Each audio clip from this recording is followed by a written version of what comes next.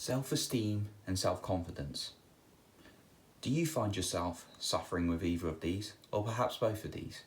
I know I certainly have done in the past, and I'm going to be sharing a bit of my story. I'm also going to be sharing some tips for mainly how you can improve your self-esteem, but also how you can improve some self-confidence. So first of all, what are the differences between self-esteem and self-confidence? So for me, self-esteem is your sense of worth, your sense of acceptance and self-love now, as you are in this moment. And this is spread across all areas of your life. Generally, there's your self-esteem in terms of how big your goals are, how far you think you're going to go in life. And then there's the element of loving yourself. Now, self-confidence is more about how you feel about a certain situation or a certain area of your life. So it could be self-confidence in speaking, could be self-confidence in writing, using some of my areas here, or it could just be self-confidence in social interactions, how good you are with speaking with other people. Into my story a little bit. Now, I've recently written a September blog about self-esteem and self-confidence, so this video really builds on that a little bit. So my story, I've always had big ambitions, big goals, as I've talked about. I've been quite good in that area of self-esteem in terms of my vision and having big goals and thinking I can go far. So I'm liking myself in that respect. The problem was, and has always been, is that accepting myself now and loving myself, I found quite hard. Now this stems from an early age typically in self-esteem, whereby I had an early situation where I thought I wasn't good enough, and this was the belief that was created. And a belief that's created is quite hard to change from a young age. And when I went into situations, I'd interpret people were perceiving me negatively, and as a result I became a bit of a people pleaser over life until recently. Now, self-confidence, I've always tried to push myself, especially in my later teen years and into my 20s when I went into university, joined various sports teams and increased my social life, basically. I pushed myself to talk in front of people, to make these videos, to write books.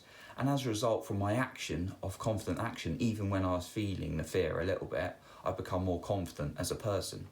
But self-esteem, when something goes wrong, I've always come back to myself and criticised myself. And you might say, well, why'd you stop? Why can't you stop criticising yourself? Why do you have to give yourself a hard time? And it's easier said than done. But I got to a situation recently where I was really down and I was really attacking myself, and I thought, this is enough. I've had enough of this. So I started implementing some strategies to improve my self-esteem so that when things go down, I'm able to bounce back a lot better and I don't attack myself.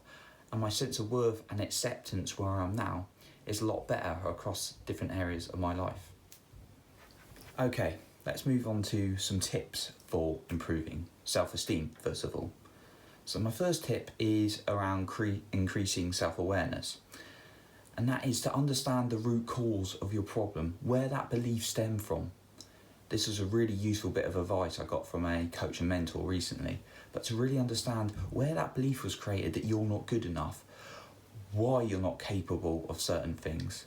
So when I try to understand it, I could understand, oh, that was a point in my early childhood, and it might take you a few attempts to actually work it out.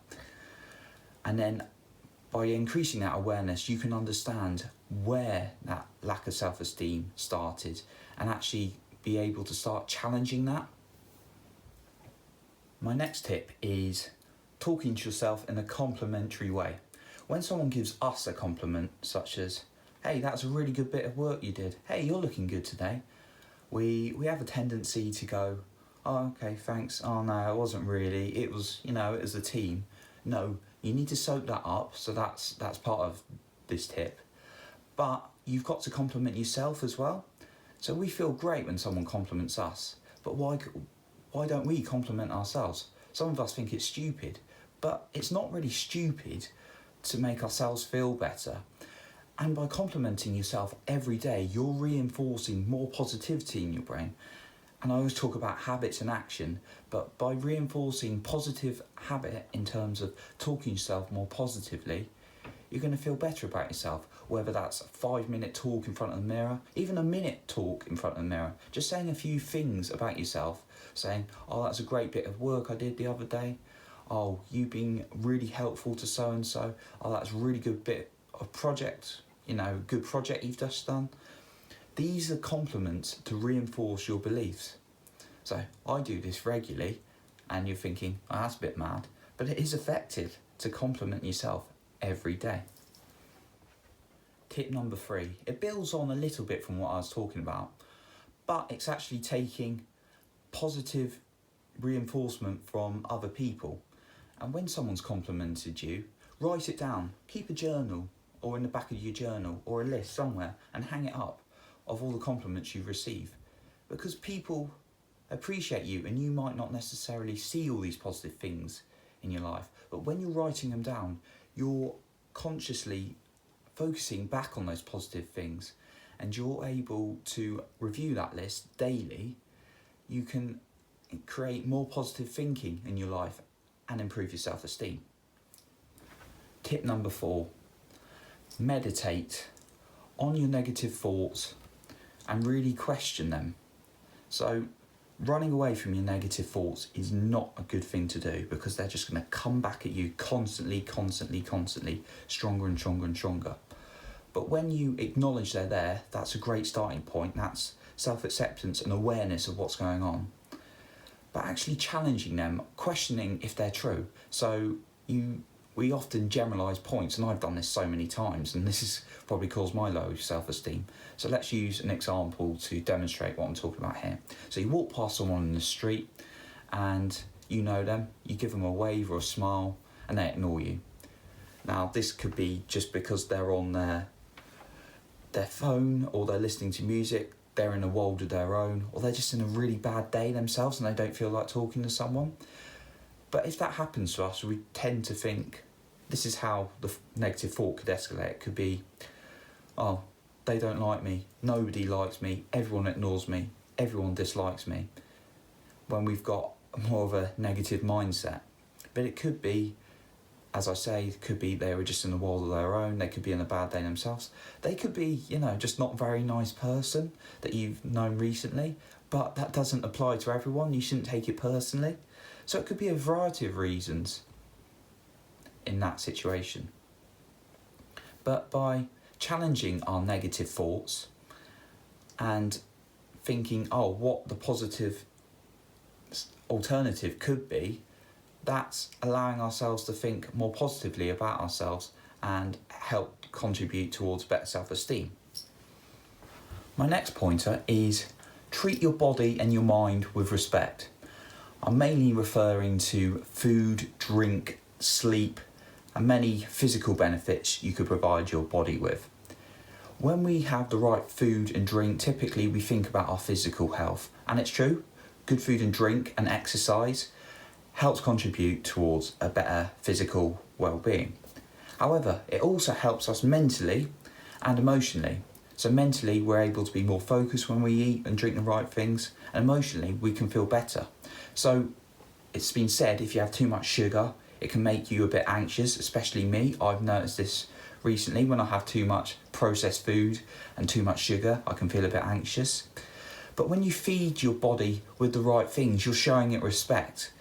You're telling it, I'm looking after you, I'm going to help you. Now, that's not to say you shouldn't have a treat once in a while, or, a couple of times a week. That's great. But just make sure you're treating your body with respect, and you're not just thinking about the physical outcomes of losing weight or being healthier in terms of your physical appearance, but make sure you're treating your body and mind with respect, getting enough sleep and exercise as well as food and drink, to be able to give it some love a bit more. Try to remove toxic people from your life. Now, in some situations, I appreciate this is going to be harder said than done, but If we've got someone who's constantly negative around you, saying either negative things about you or around life, you don't really want them in your life, or you want them to stop it. So first of all, it's usually quite a good idea to tell them how you're feeling, to be honest. Say, you're causing a lot of negativity, I'm not feeling great right now, can you be a bit more positive please? If it's a family member, it's quite good to suggest this, and that family member, it's not always easy to change their behaviour, so in that case you'd be quite useful to improve your self-esteem in some of the other tips I've described. But if you've got a friend who's like that, perhaps talk to them about that, or someone new in your life, talk to them about that. But if they don't change their behaviour, where possible, try and ignore them or get free of them where possible. So this is also another option you can do to improve your self-esteem, because you don't want people dragging you down when you don't need them to. Okay, so I've talked about tips for improving self-esteem. Now I'm going to talk about how you can improve your self-confidence. Now I haven't got so many tips here because there's one really vital one, and that's to take action. There is a great book called The Confidence Gap by Dr. Ross Harris, and I'd highly recommend you read it if possible. And there's a great line in it which says, confidence action first, confident feeling second. So you can read all the materials about confidence, you can learn to meditate, you can do all these things to make yourself feel more confident as an individual. But until you take the action, until you do something about it, you're not going to be more confident. So I was terrified in terms of talking in front of groups of people in my first day job. But I took little steps. I chaired a smaller meeting, I then chaired a bigger meeting, and then eventually I was doing presentations in meetings which had directors in it. So really, confidence action is about practicing a skill and taking action over and over again on it, and you're going to become confident. Now, if something's really overwhelming and looks challenging in life, it's sometimes really difficult to go from here to here, and if you try something, you might get so fearful it's going to put you off forever. However, you can get from here to here by going dun, dun, dun, dun, little steps at a time. So if you've got a real big fear of being in big groups of people, in conversations or social occasions, you've got a bit of social phobia, then perhaps the first step would be to just say hello or good morning to someone. That's all you got to do. Just do that each day, and then you're going to build your confidence up. So to improve your self-confidence, it's about taking action and taking little steps to get there. So today's question is around the self-esteem focus. What can you do as a daily habit or action to improve your self-esteem? So I've given some suggestions in the video in terms of speaking to yourself nicely, or trying to remove any negativity in terms of people in your life and various things. But what's one thing you can do to improve your self-esteem? And make sure you do it as a consistent habit. So to wrap up today, we've talked about the differences between self-esteem and self-confidence. So self-esteem is more about your sense of worth, your self-acceptance, your self-love in life. And some tips to improve that include speaking to yourself nicely each day, or looking at lists of nice things people have said about you. Self-confidence, on the other hand, is your ability to handle a certain situation or area of your life, how you feel about that. And to improve that, it's basically about taking action, and if it's too overwhelming, taking little steps along the way to get there. Hopefully this video has been of use to you, especially if you suffer with self-esteem or confidence issues. Just a reference of my resources in case you want to find out more, whether that's about the topic or more about me.